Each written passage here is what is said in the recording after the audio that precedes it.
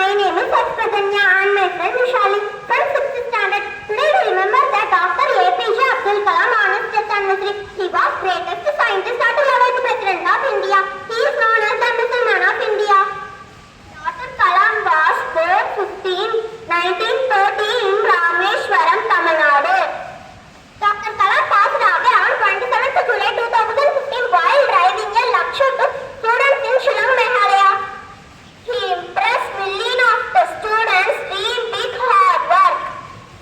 Let us follow his message to dream, dreams transform into truth and truth result in action.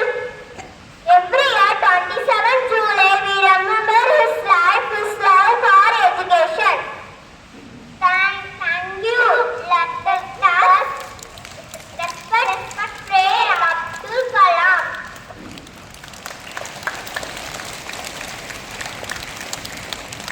ஈரோட்டில் நடைபெற்ற மாவட்ட அளவிலான சதுரங்க போட்டியில் பங்கேற்று நமது பள்ளி 6ஆம் வகுப்பு மாணவி கே நிஷாலினி 6ஆம் பரிசு வென்றுள்ளார்.